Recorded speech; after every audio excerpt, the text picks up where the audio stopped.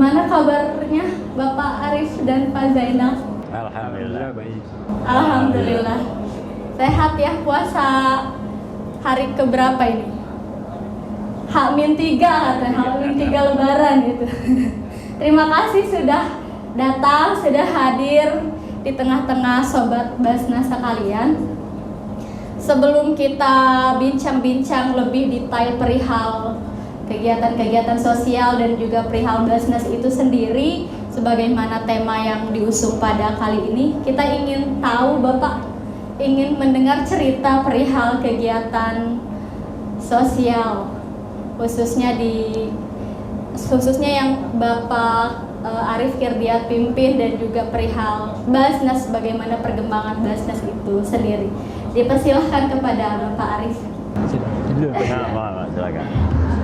Bismillahirrahmanirrahim. Assalamualaikum warahmatullahi wabarakatuh. Waalaikumsalam warahmatullahi wabarakatuh. Alhamdulillahirrahmanirrahim. Wassalatu wassalamu ala asrafil anbiya'i wal mursalin wa ala alihi washabihi ajmain. Segala puji dan syukur kita panjatkan kepada Allah Subhanahu wa taala karena H-3 menjelang Idul Fitri di siang hari yang seharusnya lebih nyenyak, lebih enak tidur. Kita diberi kesempatan dan kesehatan untuk sama-sama hadir di panggung Basnas di Kota Serang ini. Salawat serta salam tak lupa kita aturkan kepada kutuah kita, junjungan kita Nabi besar Muhammad Sallallahu alaihi wasallam, kepada keluarganya, sahabat serta kepada umatnya nanti hingga akhir zaman. Terima kasih kepada Basnas Pak Kiai yang sudah memberikan kesempatan kepada saya untuk sedikit cerita. Saya dikasih waktu berapa menit nih Mbak? Dikasih waktu 10 menit boleh? Oke, 10 menit. Maksimal tapi apa ya? Insyaallah. Jangan lewat dari itu. Betul. Jadi karena memang kita membiasakan tepat waktu ya. Nah, waktu itu adalah uang. Kalau bagi para pebisnis. Ya. Sedikit saya cerita, kalau saya sendiri sebenarnya mengenal Basnas sejak lama. Karena dulu guru saya, Profesor Suparman, saya diajar oleh beliau di Fakultas Hukum Untirta, yang mengajak pertama kali terlibat di Basnas ketika pendiriannya di Banten.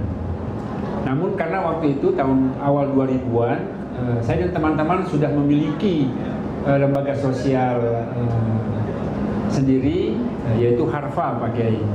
Jadi Harfa ini didirikan dari 3 lembaga gabungan karena mengantisipasi lahirnya Undang-Undang Zakat waktu itu. Jadi Undang-Undang Zakat ini patut kita syukuri karena ini adalah bentuk implementasi dari keharusan adanya regulasi hukum. Sebab kalau tidak ada regulasi agak repot kita. Perintah zakat itu ada di Al-Quran, tapi kalau tidak ada turunannya itu berat. Bisa masuk pidana bahkan. Kalau orang yang tidak berhak mengambil zakat dan dia menerimanya, ini yang paling berbahaya. Makanya saat ini pemerintah sudah mengeluarkan beragam undang-undang turunan, termasuk sampai ke perda.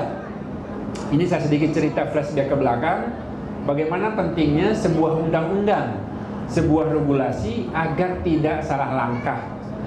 Karena yang namanya uang ini, uang sedikit salah memegang kita bisa terpeleset. Makanya dalam pengelolaannya itu ada nanti audit. Nah ini yang paling penting. Karena uang ini agak sedikit melenakan dan sangat mengenakan. Namun demikian, dalam pengelolaan zakat ini ada 8 peruntukan. Salah satunya itu adalah amil. Nah ini adalah jabatan pekerjaan yang disebutkan dalam Al-Quran. Tepuk tangan, tepuk tangan. Ya, tepuk tangan buat para amil ini. Ini harus saya sampaikan karena dulu tahun 2000-an orang masih sanksi, orang masih berpikir untuk terjun menjadi pengelola zakat. Tidak ada gengsinya dahulu. Padahal Al-Quran 1400 tahun yang lalu sudah menjelaskan dan sudah dituliskan dengan jelas hak amil itu seperti apa dan bagaimana. Nah dari situ saya minta izin dengan guru saya, Prof. Suparman, tetap kita beriringan jalan sama-sama karena pengentasan kemiskinan tidak bisa diserahkan ensih pada pemerintah. Ini saya harus jelaskan. Pemerintah menjelaskan dalam undang-undang, anak yatim, terlantar, segala macam diurus oleh negara. Tapi berapa banyak uang negara untuk mengurus mereka? Yang jelas-jelas kesehatan 20%, pendidikan 20%, itu masih jauh. Sangat jauh. Apalagi untuk pengentasan kemiskinan. Kalau di beberapa negara, tidak sembarangan lembaga diberikan wewenang untuk mengelola atau mengatur orang-orang miskin. Di Saudi nggak semua lembaga bisa mengatur, tidak boleh bahkan. Di Abu Dhabi, di Dubai, itu negara kaya, tidak boleh. Bahkan saking kayanya Abu Dhabi itu, tiap tahun mereka cari fakir miskin itu keluar. Karena apa? Uang banyak, fakir miskin, Ibnu Sabil itu sedikit. Makanya banyak uang mereka itu keluar, kalau nggak ke Afrika, ke Asia Tenggara, atau negara-negara Amerika Latin yang masih kurang beruntung. Itu yang pertama. Jadi memang beragam lika-liku pengelolaan zakat ini tidak lepas dari euforia kebangkitan Islam di Indonesia, yaitu sesaat sebelum jatuhnya Orde Baru. Jadi ketika itu awal-awal 90-an berdirilah Bank Muamalat sebagai cikal bakal ekonomi Islam. Dan nanti ini turunannya lahirlah beberapa lembaga zakat. Dompet duafa yang dipelopori oleh Republika. Ya. Ini tidak lepas dari kebangkitan ekonomi Islam. Namun sayangnya sekarang, mohon maaf punten, para lulusan ekonomi Islam jarang tertampung di dunia bisnis ekonomi Islam itu sendiri. Ini harus kita akui. Berapa lulusan kampus-kampus Islam dari jurusan ekonomi Islam itu harus bersaing ketat dan bahkan tersisihkan oleh kampus-kampus lain. Makanya ada plesetan kalau IPB itu bukan Institut Pertanian Bogor.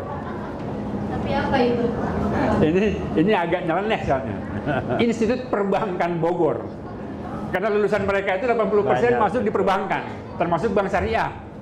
Ini harus kita akui. Berarti ada yang salah di sini. Tapi ini tantangan. Ini sendiri saya cerita. Nah, kalau saya sendiri itu mendirikan relawan kampung itu 2013. Jadi 11 tahun lalu sebenarnya. Saat itu ada cerita tentang jembatan Indiana Jones. Ini sangat populer. Sangat populer. Bahkan beberapa media Inggris itu menjadikan headline.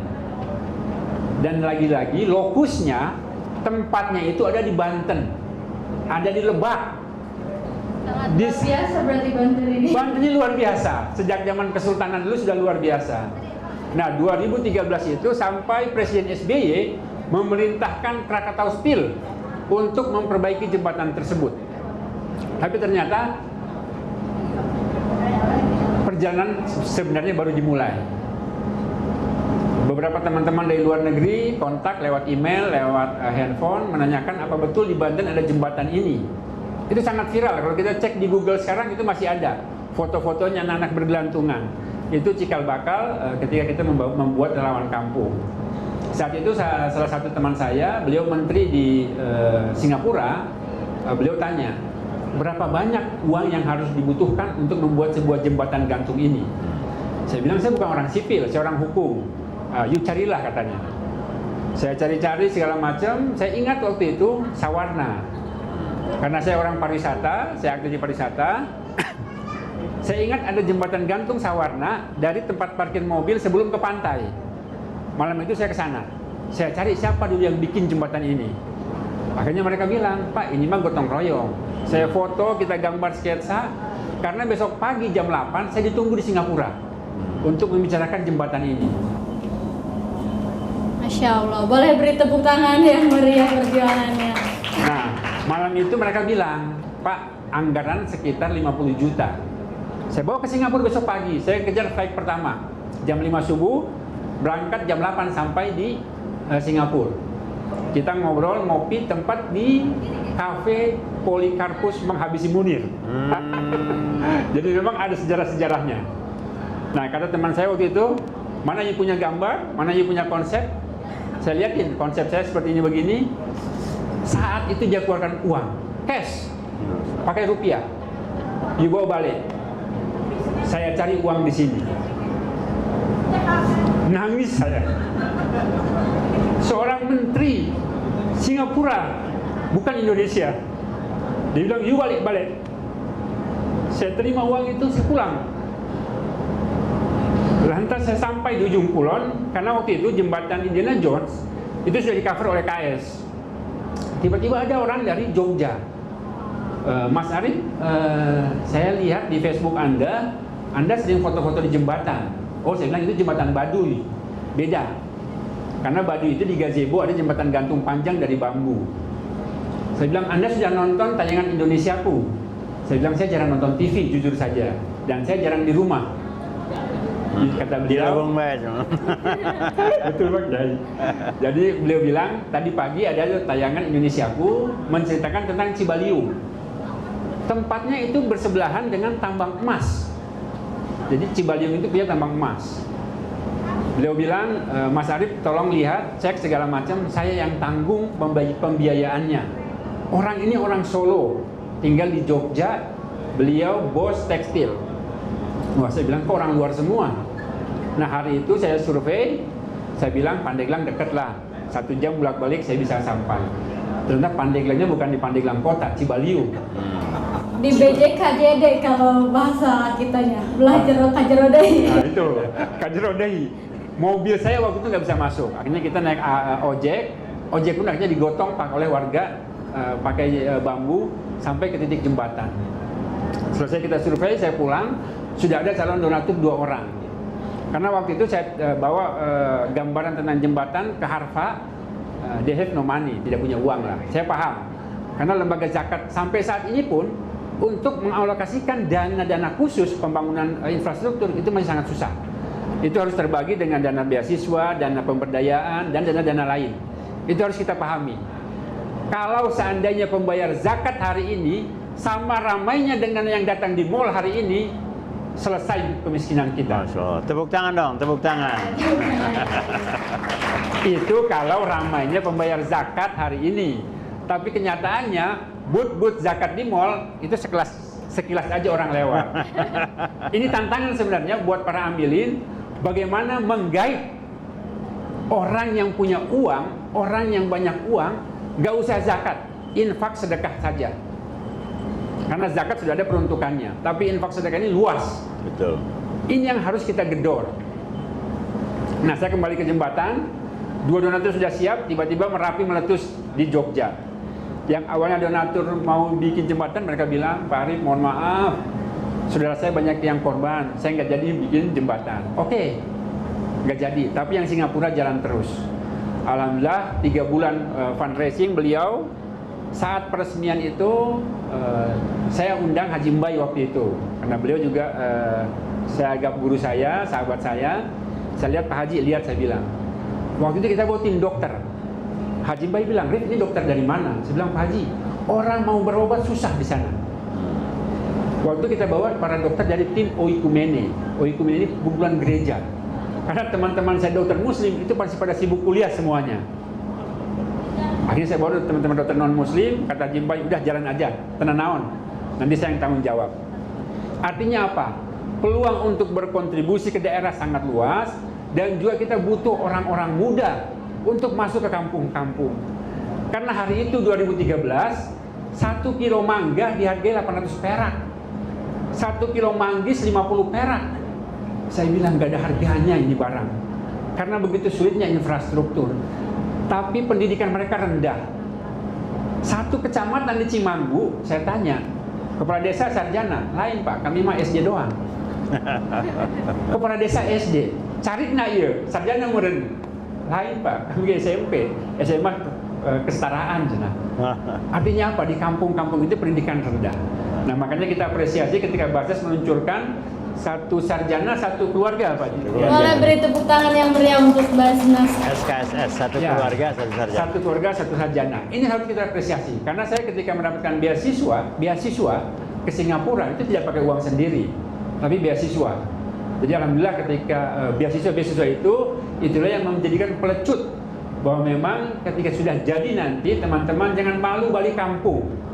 Alhamdulillah 3 bulan berjalan, jembatan selesai, tim Singapura datang, kita resmikan. Dan sampai hari ini 11 tahun perjalanan relawan kampung, kita baru membangun 147 jembatan. Masya Allah. Awalnya hanya mimpi 100 jembatan. Haji Mbai nantang saya waktu itu, Rit, mau bikin berapa? Saya bilang saya mungkin target 100 aja Pak Haji. Emang keburu? Saya bilang nggak ada salahnya mimpi Pak Haji. Mimpi itu gratis. Ya. Cita-cita itu gratis.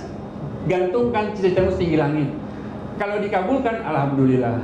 Nah, itulah gambaran bagaimana aktivitas relawan kampung membangun 147 jembatan. Hari ini kita sedang membangun di Palembang, di Kayu Agung, dan juga di Tulang Bawang, Lampung.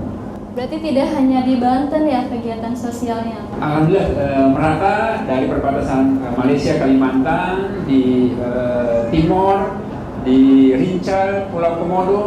Jadi di titik-titik yang memang kalau orang ke sana itu harus jalan-jalan. Tapi di balik kemewahan, di balik keindahan jalan-jalan, banyak kisah-kisah kelam orang-orang yang terpinggirkan. Termasuk kita pernah ngajak Miss Indonesia 2015-2016 itu bikin jembatan di Lebak dan juga bikin air bersih di Tanjung Lesung. Kalau orang dengar Tanjung Lesung saat itu pasti yang teringat kawasan mewah, kawasan liburan. Tapi di samping-sampingnya itu banyak yang satu sekolah hanya diajar oleh 1 guru, 2 guru dengan 6 kelas. Dan hari ini kita baru selesai bikin renovasi sekolah madrasah. 6 kelas ada 68 siswa menempati 1 ruangan. Tempatnya di perbatasan Batu ini, di kampung Parakan Besi, Bojomani. Bagaimana satu kampung, saya bilang yang bikin sekolah ini siapa? Ini 94 dulu Pak. Kok bisa saya bilang ada orang bikin kayak gini? Pasti nombok terus ini gajinya. Kami tidak digaji Pak, kasihan anak-anak kalau nggak sekolah. Ya. Jadi intinya orang-orang di perkampungan itu mau sekolah. Jadi jangan ajarkan mereka ikro, itu udah masa lalu. Tinggal bagaimana merawat dan meningkatkan kapasitas mereka. Nah, kemarin saya menghadap sama kawan saya, sahabat saya Pak Fadullah, Dekan Pendidikan di Untirta. Saya bilang, Kang Fad, tolong dah, saya bilang saya butuh guru nih, biar ngajar di perkampungan. Ternyata di sebelahnya itu ada lagi sekolah Fatlaul Anwar. Saya lapor ke Haji Mbai, Pak Haji, ini sekolah Fatlaul Anwar. Dari katanya diurus aja. Di situ ada 3 sekolah Fatlaul Anwar, sama juga yang masih ngampar, gak ada kursi. Dan alhamdulillah donatur-donatur itu saya sadar. Saya nggak pernah mau bawa proposal ke Basnas. Ya. Malu saya takut. Ya. Takut biar yang lain saja yang masuk. Lebih malu lagi kalau tidak dikabulkan. Enggak. Saya sadar diri karena yang diurusi Basnas itu sangat banyak. Sangat banyak. Dan itu tidak akan cukup uang dari masuknya. Tapi alhamdulillah dengan beragam terobosan-terobosan Basnas ini lebih banyak lagi yang mengambil manfaatnya. Itu mungkin dari saya sekilas. Mohon maaf kalau ada salah-salah kata. Assalamualaikum warahmatullahi wabarakatuh. Waalaikumsalam warahmatullahi wabarakatuh. Boleh beri tepuk tangan yang meriah untuk Kang Arif Firdian.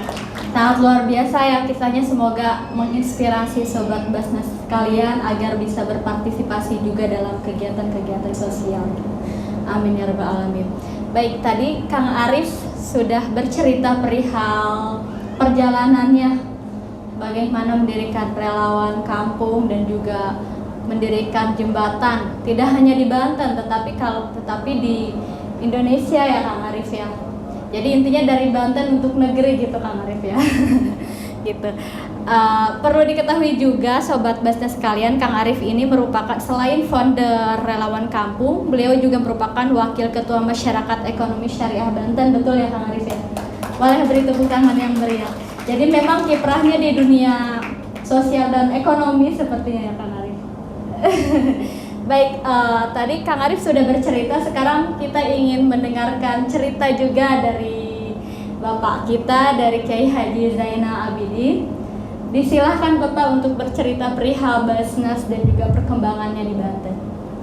Bismillahirrahmanirrahim. Assalamualaikum warahmatullahi wabarakatuh. Waalaikumsalam warahmatullahi wabarakatuh. Alhamdulillah wassalatu wassalamu ala Rasulillah wala haula wala quwata illa billah. Wa asyhadu an la ilaha illallah wahdahu la syarikalah wa asyhadu anna Muhammadan abduhu wa rasuluh la nabiyya ba'da. Yang saya hormati dan kami banggakan Pak Arif Kirdiat. Saya dengan beliau itu berteman lama lewat Facebook. Jangan-jangan baru pertama ketemu lagi, Kang. Jadi kayaknya begitu. Alhamdulillah lewat program. Saya tertarik dengan berbagai aktivitas beliau sehingga sering saya mengomentari dan sebagainya, dan ternyata hari ini bisa ketemu begitu. Alhamdulillah. Terus yang kedua, memang apa yang saya banggakan dengan Kang Arif ini, dia tidak eksklusif. Artinya mentang-mentang wong Banten ngurusin Banten baik gitu. Dia berbicara tentang kemanusiaan secara universal, sehingga mana yang menjadi perhatian itu juga menjadi apa namanya yang ditindaklanjuti oleh Kang Arif. Nah, ada pun yang tadi ditanyakan oleh ini, maaf ya, kami tidak sengaja ini hitam-hitam kemudian di tengahnya ini ya. Jadi ini alami saja begitu. Tapi anggap saja ini pertanda sebagai satu hal yang positif kira-kira. Oh, bisa. Saya kira tentang cerita Basnas sudah banyak di media, dan yang bagi saya pada hari ini ketemu dengan Pak Arif ini mau diapakan Pak Arif? Ini yang paling penting. Kalau berbicara tentang Basnas secara literal, itu sudah tidak terlalu apa namanya menjadi hal apa good news atau bad news ya. Tapi yang menjadi persoalan bagaimana apa yang disampaikan oleh Kang Arif ini sebagai pekerja sosial yang telah membangun berbagai apa namanya infrastruktur yang bisa memberikan manfaat kepada masyarakat. Yang ingin saya sampaikan begini, bahwa zakat itu memang dalam kaitan dengan tadi sampaikan disinggung oleh Kang Arif, dibatasi dengan 8 asnaf. Nah, jadi mulai tadi apa namanya fakir miskin, kemudian amilin, mu'alaf dan seterusnya. Tapi yang menjadi sorotan saya adalah bahwa coba kita melihat ada enggak teori yang lain atau satu konsep sosial yang lain yang dimana 8 asnaf itu menjadi perhatian utama, terutama dari sebuah agama yang memang itu tidak hanya berkaitan dengan persoalan transendental apa namanya yang berbicara dengan spiritualitas, tapi justru membumi juga berkaitan dengan perhatian terhadap 8 kelompok yang tadi menjadi sasaran zakat itu sendiri. Nah, ini saya melihat belum ada pembedahan yang dilihat dari sisi kenapa agama Islam itu concern terhadap zakat yang kemudian didistribusikan pada 8 asnaf, dengan mengambil studi komparatif misalnya teori agama yang lain yang perhatiannya apakah memang ada keseimbangan antara transendental bersifat spiritualisme dengan bersifat keduniaan. Nah, ini yang menjadi sehingga saya mengambil pelajaran dari situ bahwa kemudian kenapa Allah menurunkan Nabi Adam untuk menjadi khalifah di muka bumi dan kemudian ditugaskan untuk istimar, eksploratif potensi-potensi kekayaan yang ada di bumi untuk kelanggengan kehidupan manusia dalam rangka perkhidmatan kita kepada Allah. Yang kemudian diatur juga tentang bagaimana setelah kita mengeksplorasi ya kekayaan alam yang ada, terutama bagi seorang muslim, untuk kemudian secara detail itu harus disalurkan melalui 8 asnaf tadi itu. Nah, kerja sosial sebenarnya termasuk di dalamnya. Saya Pak Arif ini mungkin apakah pemahaman saya atau mencoba saya untuk mengelaborasi terhadap pemahaman salah satu segmen di asnaf ini. Kata-kata sabilillah dan itu sebagai salah satu apa namanya yang berhak untuk mendapatkan penyaluran zakat. Saya melihat justru di sinilah kerja-kerja sosial yang punya proporsionalitas untuk mendapatkannya. Ya. Jadi kalau dilihat dari misalnya kan fakir miskin jelas batasannya. Ada yang mengatakan bahwa bisa hari ini makan, besok tidak, itu disebut miskin, atau sebaliknya kan begitu. Terus mu'alaf yang baru masuk, kemudian amilin operator lah kayak saya kira-kira seperti ini. Kemudian ghorimin itu yang kena pilot gitu. Terus ada rikop kena terbelenggu dan sebagainya. Tapi fisabilillah itu memiliki tafsir yang bersifat multi. Maka kalau saya mau menjustifikasi tinggal berapa persen Pak Arif ngasih kepada saya bahwa pekerjaan jembatan, pekerjaan infrastruktur yang itu di dalamnya fisabilillah. Sehingga ketika berbicara tentang kerja sosial dihubungkan dengan persoalan perzakatan, ini ada sebuah, bukan hanya sekedar istilahnya sambung menyambung, tapi justru mestinya dari sisi konsep terhadap apa sebenarnya identifikasi dalam konteks kebutuhan sosial di masyarakat dengan kami dari zakat, dari Basnas sebagai instrumen kelembagaan perzakatan untuk kemudian bisa berkolaborasi terhadap apa-apa yang akan bisa kemudian Pak Arif dengan pengalaman yang ada di dalamnya dan termasuk melibatkan individual dalam konteks infak dan sedekahnya, tapi juga kami di Basnas mestinya juga ada pemahaman yang lebih flexibility gitu, lebih bisa memberikan manfaat kepada kebutuhan umat manusia secara keseluruhan. Nah ini barangkali baru tawaran saja, ya belum saya colek ini. Nanti penting juga untuk dibicarakan ini. Nah ini bagaimana Pak Arif bisa merespon ini? Mudah-mudahan sih insya Allah akan positif kira-kira seperti itu. Itu sementara dari saya. Siap, baik, terima kasih Bapak Kiai atas apa yang disampaikannya. Jadi memang perlu adanya kolaborasi ya begitu ya antara Basnas dan juga relawan kampung agar bisa memberikan kebermanfaatan. Ada yang ingin saya sampaikan pada anak-anak muda ini. Pak Arif itu tidak merasa memblek, tidak merasa gengsi, tidak merasa kecil dengan mengatasnamakan kelembagaannya relawan kampung. Saya tidak tahu nih generasi milenial sekarang ini apakah menyebut kampung sendiri masih berani atau tidak, atau ingin coba gaya-gayaan seperti orang kota tapi hasil tidak, akhirnya kemudian menjadi tidak berguna bagi bangsa. Ini tolong perhatikan ini, relawan kampung beliau bangga dengan kerelawannya. Silakan. Masya Allah, boleh beri tepuk tangan yang meriah. Masya Allah ya. Halo. Hai. Masih semangat? Masih semangat? Masih ya, harus ya. Baik, selanjutnya tadi kan kita sudah mendengarkan cerita-cerita lah perihal pengalaman dari Kang Arif sendiri dan juga perihal Basnas dari Kiai Haji Zainal Abidin. Selanjutnya ada pertanyaan nih Kang Arif. Perihal zakat tentu erat kaitannya dengan aksi sosial ya Kang ya. Nah, karena memang sasarannya ataupun mustahiknya itu diantaranya fakir dan miskin, bagaimana sih pendapat Kang Arif nih sebagai orang yang memang melintang gitu dalam aksi relawan kampung dan kegiatan-kegiatan sosial lainnya? Pendapatnya Kang Arif? Berbicara masalah fakir dan miskin ini memang sebenarnya adalah isu yang paling seksi untuk sekedar mencari gimmick ya. Akan jadikan modal ya. Ya betul Pak Kiai. Ini berbahaya sebenarnya kalau pengelolaan fakir miskin itu tidak terkontrol. Betul. Berapa banyak pengalaman, cerita, berita tentang orang individu, lembaga yang dalam tanda kutip yang pertama kurang amanah dalam pengelolaan dana terkait fakir miskin, itu banyak yang terpeleset. Beberapa tahun terakhir beberapa lembaga besar di Indonesia juga terpeleset gara-gara pengelolaan dana fakir miskin ini. Nah, tadi saya sambutkan dengan pernyataan Pak Kiai kenapa saya menggunakan kata kampung di relawan. 11 tahun lalu perkampungan itu menjadi hal yang paling menakutkan bagi anak muda, menjadi momok. Makanya kalau ada cerutukan-cerutukan seringnya udik amat loh.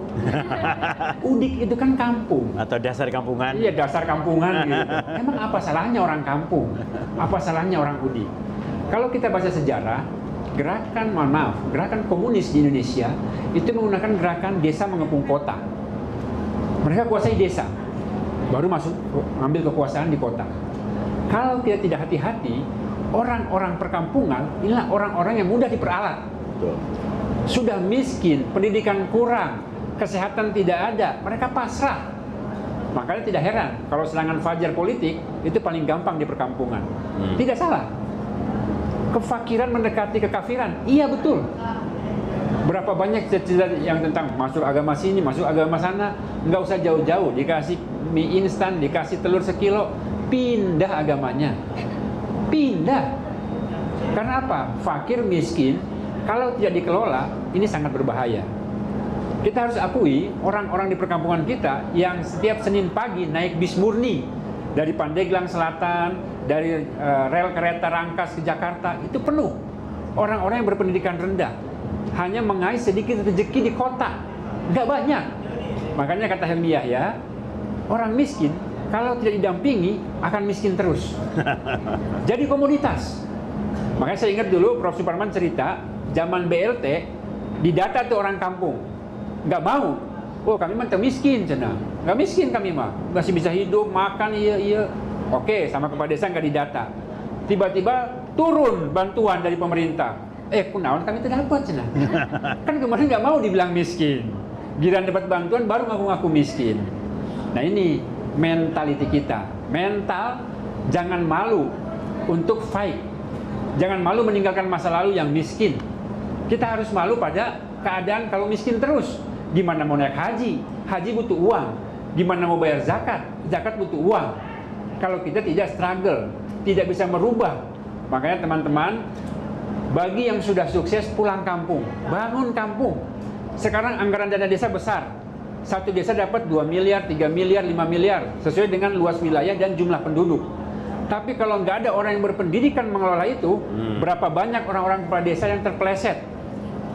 Pertanggungjawaban dana desa ini berat sekali, karena mereka harus ngurusnya orang fakir miskin. Dan satu-satunya desa di Indonesia yang menolak dana desa itu daerah mana, Bapak Ibu? Daerah di Banten. Dan mayoritas penduduknya itu bukan muslim, adalah Baduy. Baduy setiap tahun itu dialokasikan pemerintah pusat 3 miliar. Saya tanya sama Pak Jaroknya, saya tanya sama Puun, Pak Jarok, kenapa tidak diterima baik eta duit? 3 miliar, lumayan. Pak Ari, kami masih cenah, takut saya terima uang. Kalau tahun depan kudu masuk ke penjara. Masya Allah, Masya Allah, saya bilang ini Pak Jarok, saya harus belajar banyak dengan Pak Jarok. Artinya apa? Uang di kampung sekarang banyak, tapi tidak ada yang mengelola. Tidak ada yang mengelola. Mau bikin apa? Mau begitu terus infrastruktur. Nih, sebelum saya tutup pertanyaan dari Teteh tadi, sekarang karena saya aktif di MES, kita rutin rapat dengan BI. Itu dipaparkan. Negara yang mayoritas non-muslim menjadi pemasok produk halal adalah Thailand. Di Timur Tengah, semua produk di supermarket, sayur, daging, segala macam made in Thailand. Nggak ada di Indonesia. Artinya apa? Luas lahan kita luas.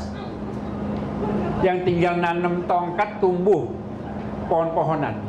Tapi untuk suplai terong, ketimun, itu made in Thailand semua. Dan itu benar dipaparkan. Dan salah satu destinasi wisata yang bukan mayoritas Islam dan menjadi tujuan orang-orang Islam, Singapura. Orang Timur Tengah liburannya ke Singapura. Karena Singapura one stop shopping. Satu kali mendarat di Changi, dia bisa mampir belanja, dia bisa lihat hutan buatan, dia bisa lihat air terjun. Makanya kalau tamu-tamu saya dari Arab dulu, saya bawa ke Bogor itu mohon maaf, itu bukan sekedar kawin siri, bukan. Tapi mereka menikmati air terjun. Kata mereka apa? Jannah, yang mengalir sungai-sungai di bawahnya. Itu artinya apa? Pasar pariwisata kita luas. Makanya ketika kemarin Munas MES di Jakarta, itu Pak Erik bilang, kita jangan lagi mau jadi penonton. Harus ini saya bertengger di atas. Makanya sekarang sudah mulai pelan-pelan merangkak naik sertifikasi halal. Orang kita mau sertifikasi, buat apa katanya? Nggak penting sertifikasi.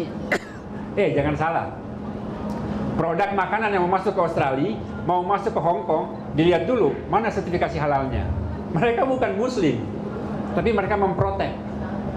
Mereka melindungi. Di kita malu-malu. Di Singapura, sekelas warteg, sekelas rumah-rumah makan kecil harus tersertifikasi halal. Dan itu rutin tiap 3 bulan diaudit. Kalau satu warung tidak mencantumkan halal, dia bisa ditutup. Itulah kekuasaan politik. Mereka bukan muslim, mereka non muslim, tapi mereka memprotek masyarakat Islam itu hidup nyaman. Di Tokyo, ketika Olimpiade Tokyo 2020, saya 2019 ke sana. Ketika setahun sebelumnya sudah disebar brosur. Are you Muslim? Yes, this is a map for you. Jadi kalau bilang kamu Muslim, ini peta buat Anda. Di peta itu, peta manual dibuka, restoran Muslim, ada masjid di mana, musola di mana, gerai supermarket halal di mana. begitu mulianya tuan rumah memuliakan tamu. Ini ajaran Islam, tapi yang melaksanakan di sana. Jadi jangan ajarkan mereka bayar zakat, nggak usah. Makanya kemarin ketika kita bikin klinik gratis di Baduy, teman-teman Jepang bilang, saya minta proposalnya. Nanti kedutaan Jepang akan bantu you punya klinik. Masya Allah, saya bilang, ini orang yang tidak pernah kutak-kutik masalah ini dari mana, itu dari mana.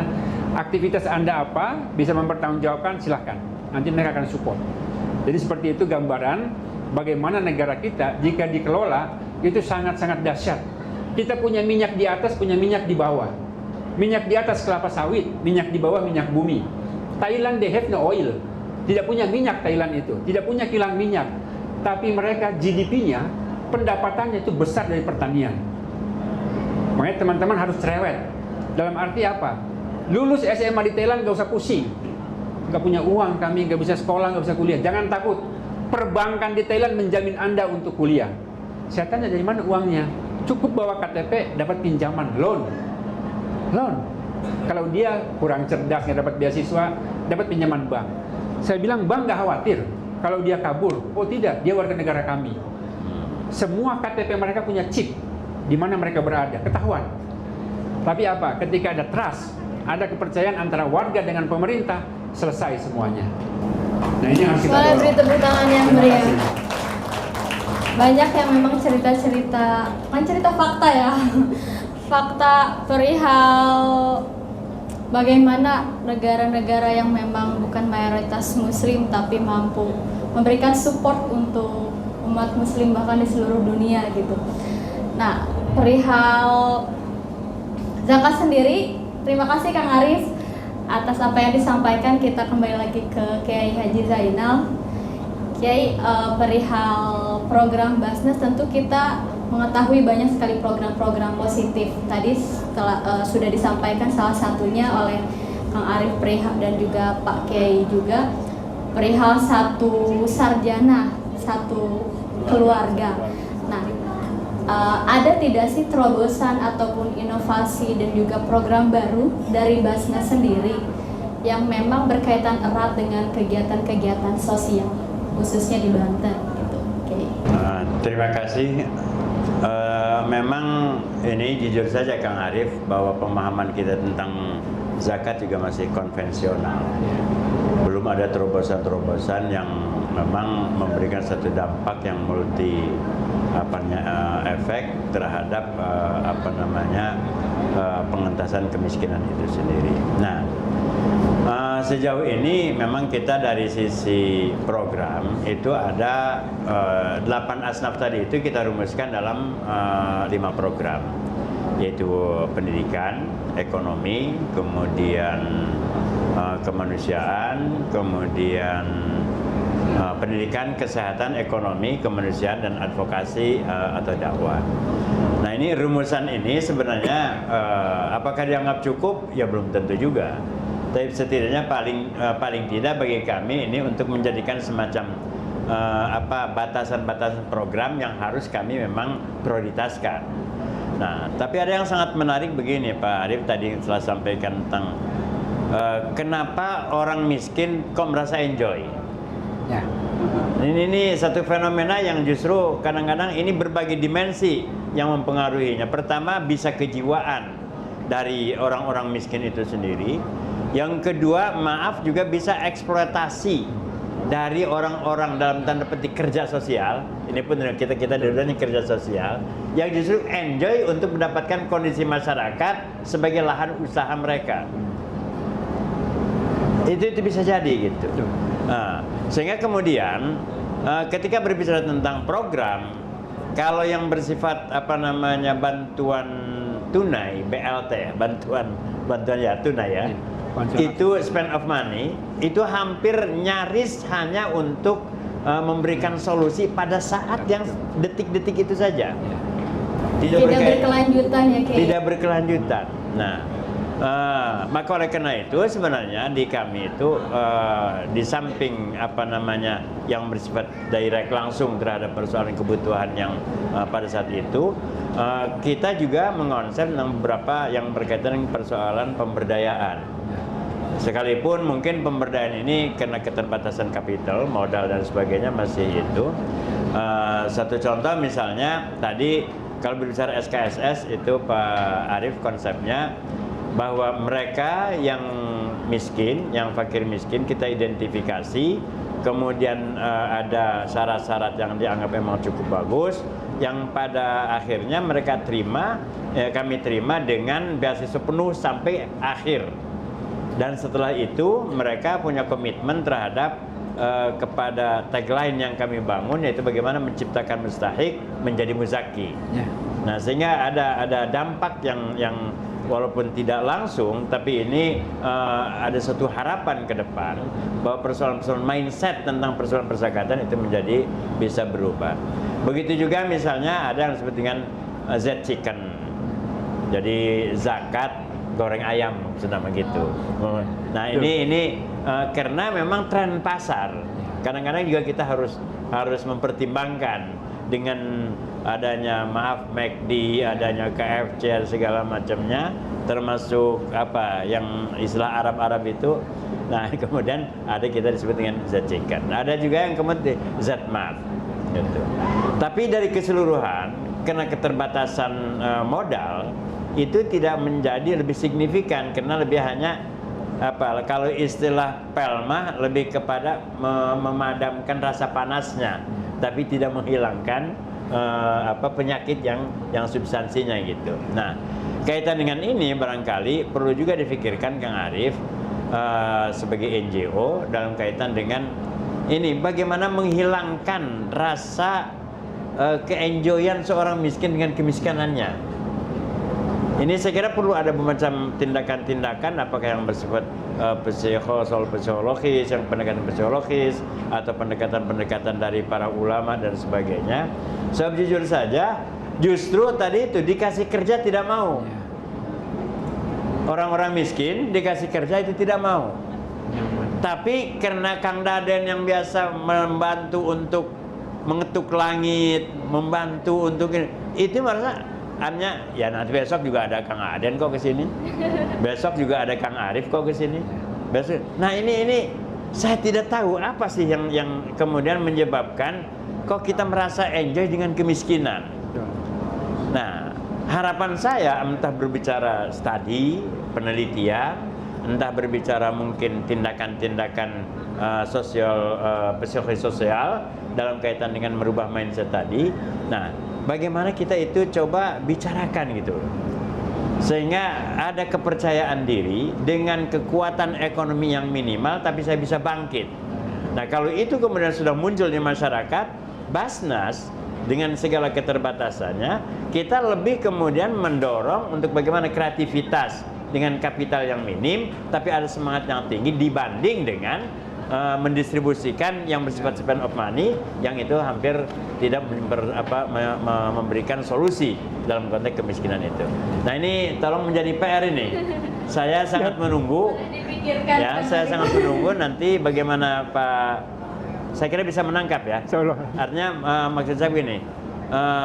Bagaimana mencari upaya untuk pendekatan kepada memang fuqara wal masakin ini ada semacam semangat baru untuk menghilangkan identitas yang mereka miliki hari ini sehingga ada semangat baru, etos baru dan kalau berbicara tentang kewajiban zakat mestinya orang muslim itu orang kaya kan? Ya, betul. Kira-kira seperti itu. Ya, sebentar lagi asar, silakan Bu. Baik, terima kasih kepada Pak Kiai. Masih berlanjut, Kang Arief masih berkaitan dengan apa yang disampaikan oleh Pak Kiai perihal mindset ya, mindset gimana caranya masyarakat Banten ini tidak hanya bermental sebagai penerima, tetapi juga pemberi zakat gitu. Nah langsung saja Kang Arief, menurut Kang Arief apa sih keunggulan dari Basnas sendiri khususnya Basnas Banten dan juga bagaimana masukan dari Kang Arief agar bisa memformulasikan dan merumuskan apa yang disampaikan oleh Kiai Zainal gitu perihal zakat ini.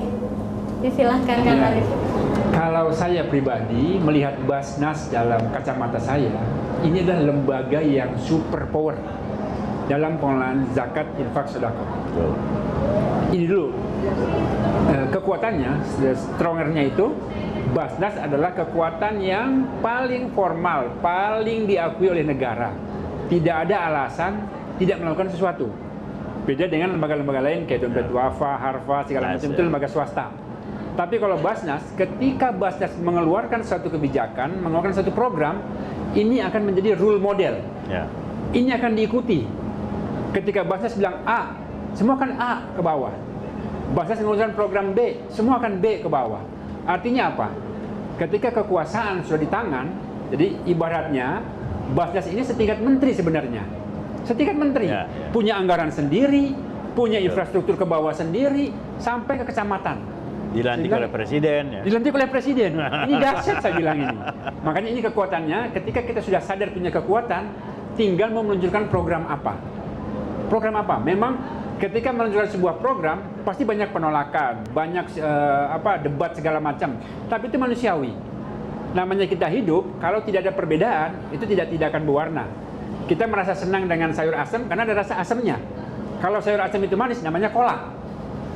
Nah itu, ketika Basnas sudah punya infrastruktur, kekuatan, dana, selesai sudah. Selesai. Dan Basnas harus punya diferensiasi, pembeda. Jadi ketika Kemensos menunjukkan ini, oh kata Basnas kita udah punya dong. Kemensos menunjukkan ini, itu kan cuma BLT. Sehari baru keluar dari kantor pos, udah habis. Udah habis. Beli baju segala macam, selesai. Tapi ketika orang dididik untuk merubah mindset, merubah mentality, ini yang paling penting. Bagaimana saya bilang tadi, Amil itu harus pede, harus percaya diri, tidak takut. Sama dengan pegawai BUMN, sama dengan pegawai pemerintah semua, sama. Mereka juga dibayar pakai uang rakyat. Ini harus ditanamkan. Amil ini jabatan yang ada dalam Al-Quran. Jangan malu kalau kita punya integritas. Yang kedua, kita harus punya program unggulan yang bisa menjadi role model, yang bisa menjadi sebuah program berkelanjutan. Makanya tadi dalam tema ini adalah pembangunan berkelanjutan dengan dana zakat. Memang itu yang diharapkan oleh Rasulullah. Rasulullah sadar umatnya ini miskin, tapi bagaimana merubah kemiskinan? Ini yang paling penting. Ini merubah mindset, merubah mentality. Makanya pendidikan ini harus lebih diutamakan. Karena kita sadar, SDM kita ini paling rendah. Kita nggak usah ngukur IQ, mengukur tingkat pendidikan saja.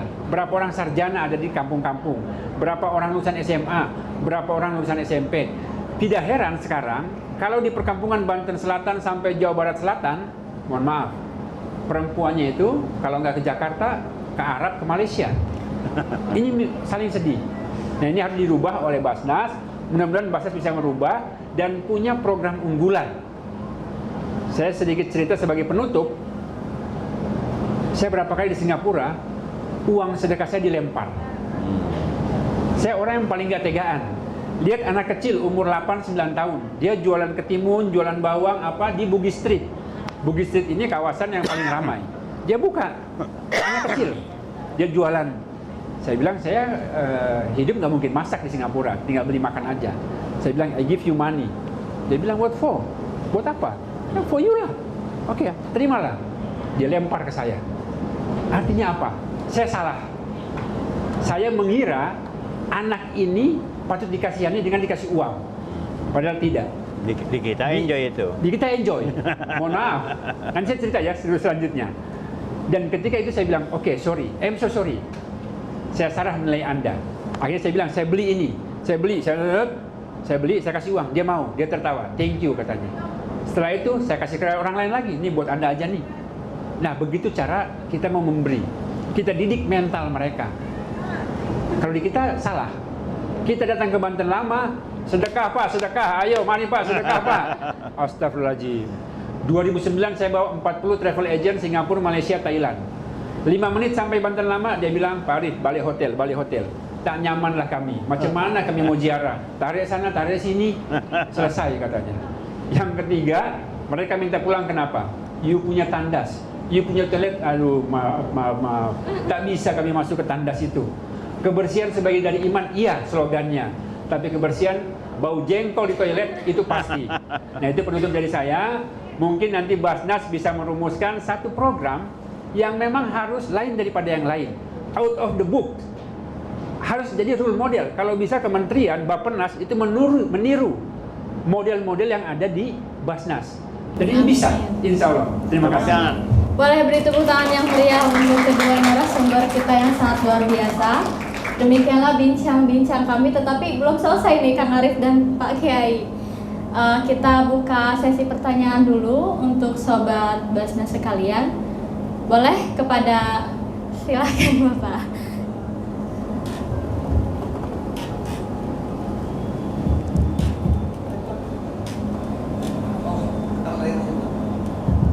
Bismillahirrahmanirrahim. Assalamualaikum warahmatullahi wabarakatuh. Waalaikumsalam warahmatullahi wabarakatuh. Ibu moderator, terima kasih waktunya.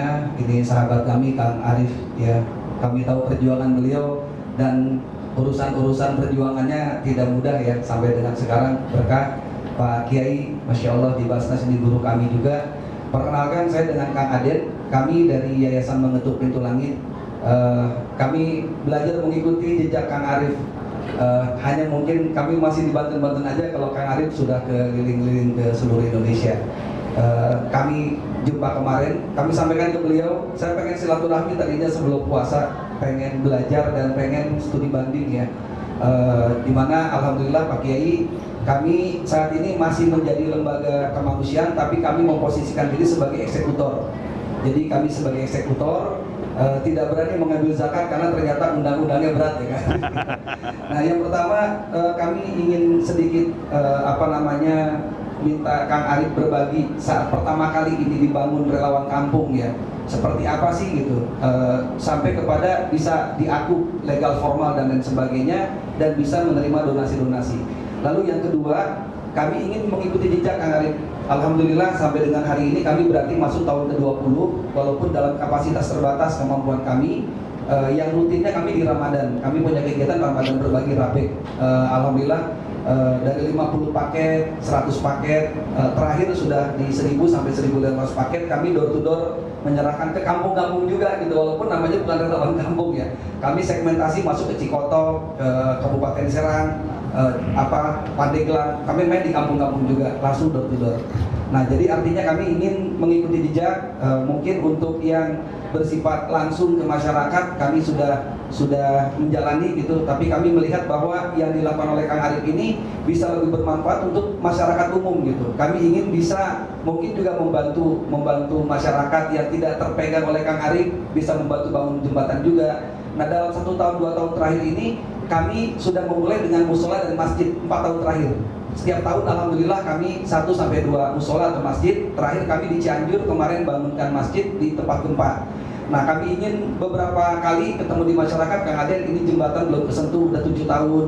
Ini hal-hal kecil tapi artinya sarana masyarakatnya. Kami ingin mengikuti jejaknya. Itu yang pertama. Yang kedua, untuk Pak Kiai, ini saat ini kan banyak ketika di Ramadan lembaga-lembaga sosial ya berseliweran di media sosial dan lain sebagainya untuk meminta donasi ataupun sumbangan ke masyarakat menggunakan atas pribadi, rekening pribadi dan lain sebagainya. Mohon tanggapannya Pak Kiai. Artinya kalau memang undang-undang zakat itu sudah keluar seperti itu, ini juga penting karena kadang-kadang mungkin banyak juga masyarakat yang tidak tahu itu apakah penggunaannya, kata Kang Arif tadi, urusan uang kadang-kadang suka kenikmatan ya, suka membuat kita lupa diri gitu ya. Itu dulu mungkin yang bisa kami tanya. Terima kasih dan assalamualaikum warahmatullahi wabarakatuh. Waalaikumsalam warahmatullahi wabarakatuh.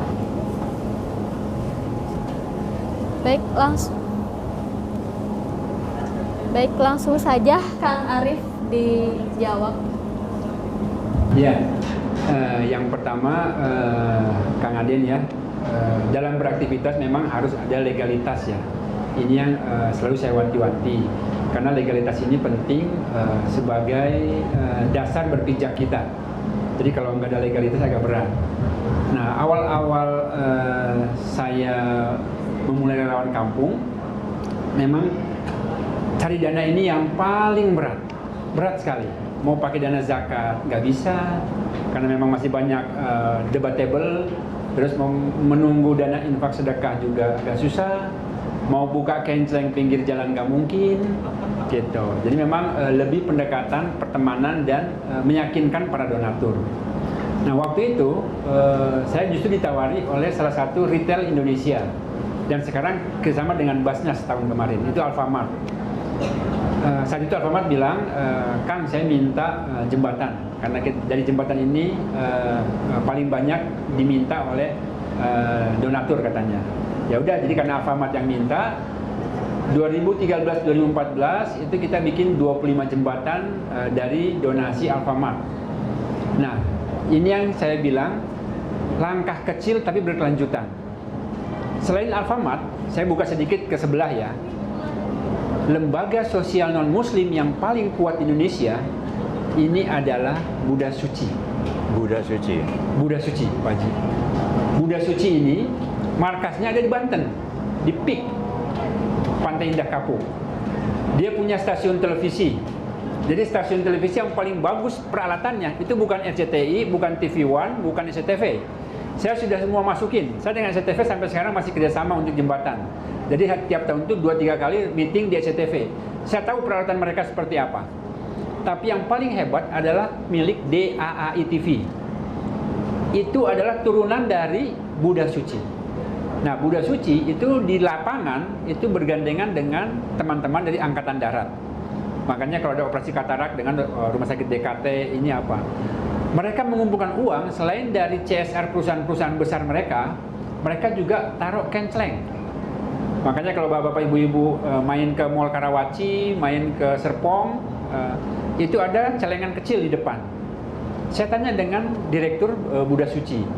Saya bilang, Bapak, mohon maaf, apakah masih penting, kata saya, meletakkan sebuah celengan di depan gerai toko? Dia senyum. Kata beliau, Mas Arief, goal kita, niat kita itu bukan lihat nominalnya, tapi adalah mendidik anak-anak bahwa dengan bersedekah Rp50, Rp100, ini adalah tabungan jangka panjang. Nah itu goal dari pendidikan sedekah mereka.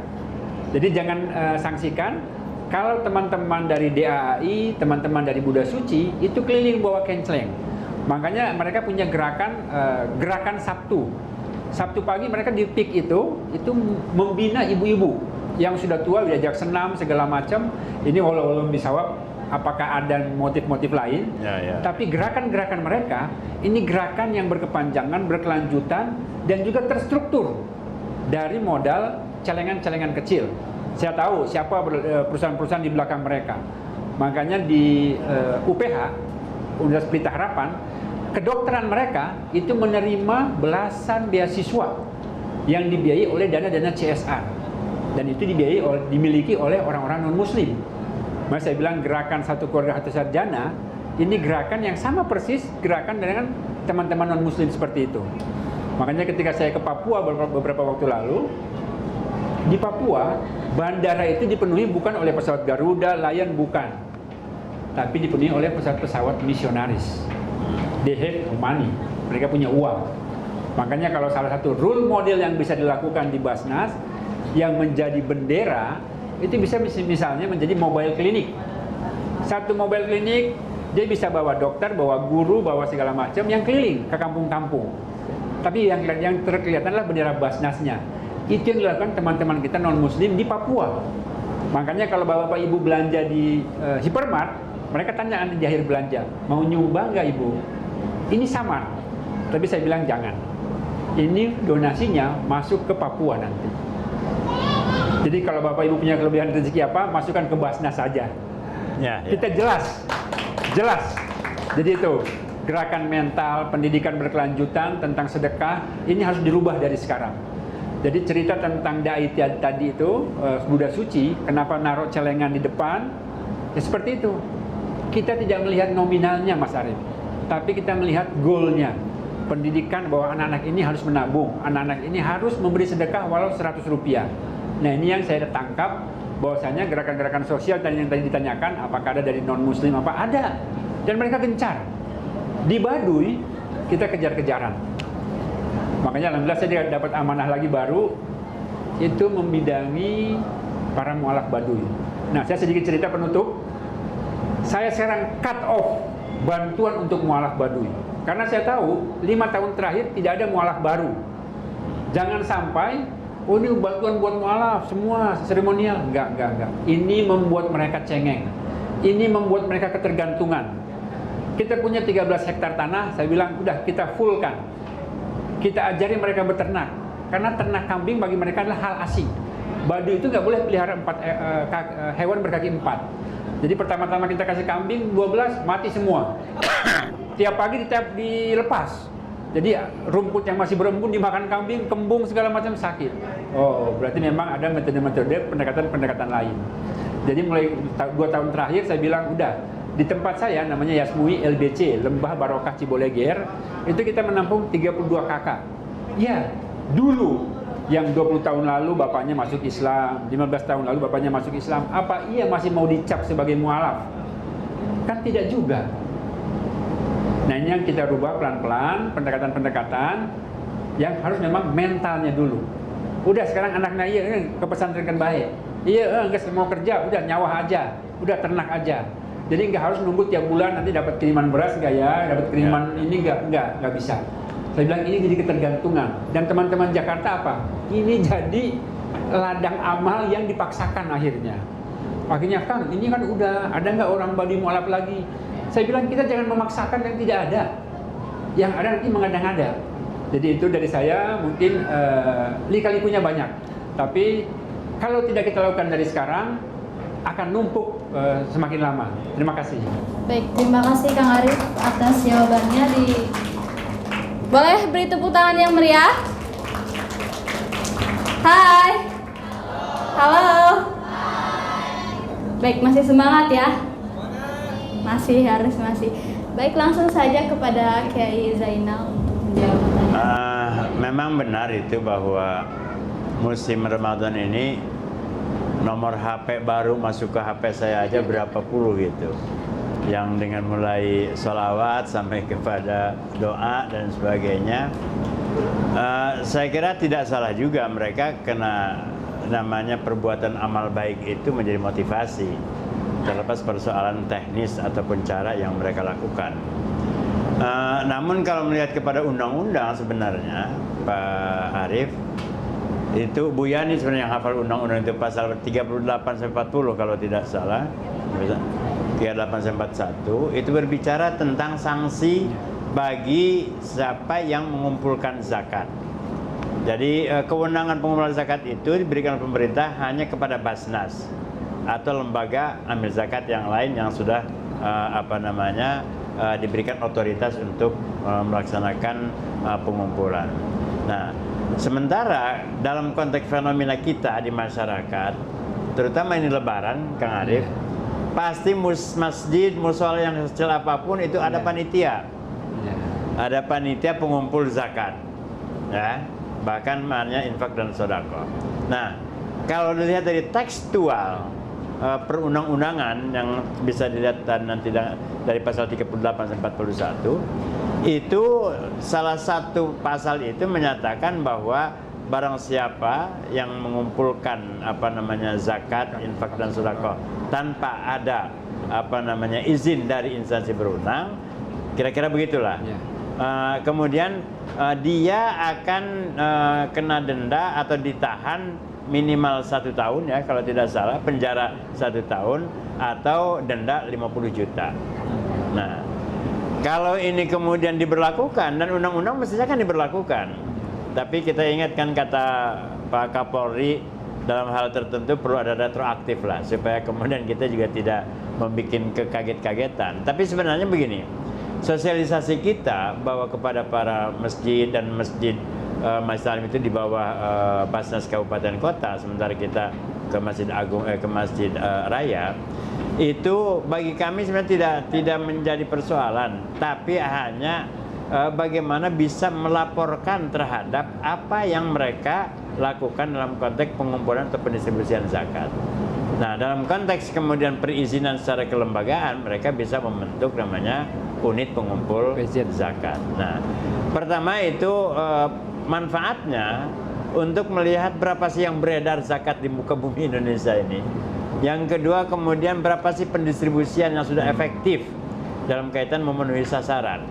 Sehingga kalau misalnya dilihat dari fenomena yang ada, masing-masing orang, masing-masing kelompok itu kemudian tidak signifikan pengumpulannya, akhirnya spend of money untuk lebih kepada habis menjadi buang makanan, kira-kira seperti itu gitu. Nah, sementara dalam kaitan dengan tadi yang disampaikan oleh kerja Kang Arif, Kang Aden dan sebagainya, itu perlu adanya pemberdayaan, perlu adanya infrastruktur, itu akan sulit gitu. Jadi semangat daripada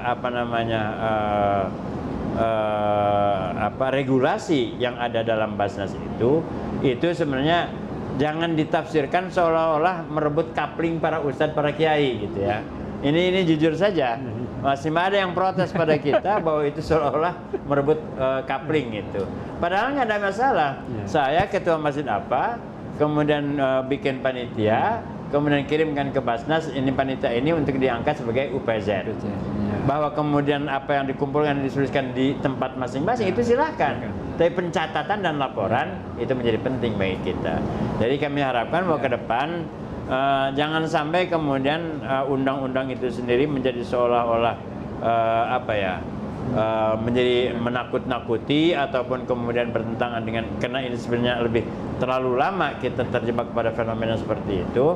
Yang kedua juga dalam kaitan dengan persoalan regulasi, memang ini Kang Arif masih perlu ada evaluasi. Sebab yang menjadi poin di situ yang saya sampaikan, pasal yang mengingatkan para amilin lebih didahulukan dengan pasal memberikan sanksi kepada para muzaki. Itu belum ada sampai hari ini gitu. Tapi yang namanya sebagai sebuah regulasi, setidaknya itu sudah bisa menggait kita dalam bagaimana efektivitas tentang persoalan pengumpulan zakat dan pendistribusian. Mudah-mudahan insya Allah dengan banyak interaksi, kolaborasi dan yang lainnya, sehingga insya Allah bahwa persoalan-persoalan sosial terutama di masyarakat Banten ini itu akan bisa kemudian bisa terdapat solusi-solusi yang lebih baik. Dan barangkali juga perlu Pak Arif mungkin dengan pemerintah daerah, entah Bapeda dengan juga dinsosnya, atau bisa kita kumpul sebagai sebuah stakeholder dari beberapa pekerja sosial. Sebenarnya ingin ada semacam komitmen lah. Komitmen apa yang ingin saya bisa bangun, Bapak bisa bangun, pemerintah bisa bangun.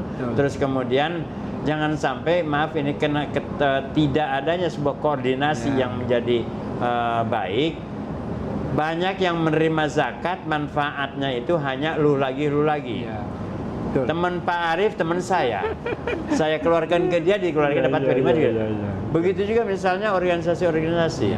Nah, karena kita tidak ada kerjasama tadi itu, maka mudah-mudahan nanti bulan Syawal Pak Arif, mudah-mudahan bisa diinisiatif oleh Pak Arif atau ada pertemuan kerja-kerja sosial ini untuk bisa kemudian bicarakan secara substantif dan terutama pemetaan. Sehingga misalnya saya sudah meminta kepada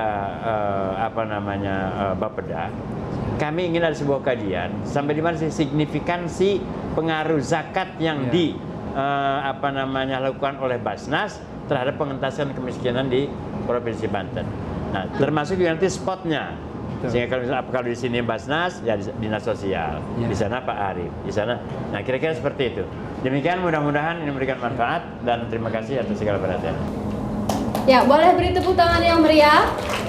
Baik, karena memang waktunya sudah habis gitu ya.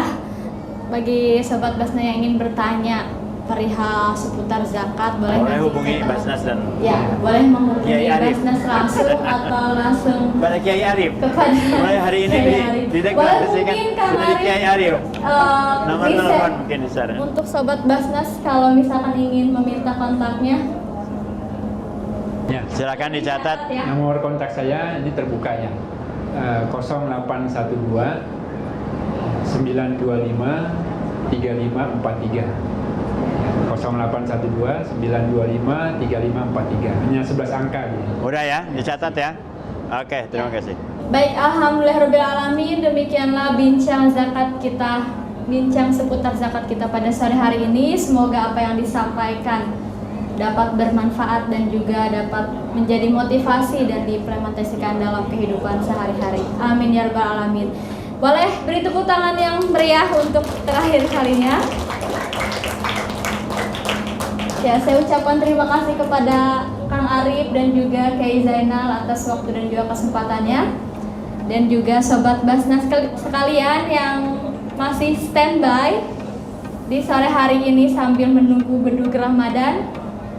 Saya Freya Rahmawati pamit undur diri. Terima kasih. Assalamualaikum warahmatullahi wabarakatuh.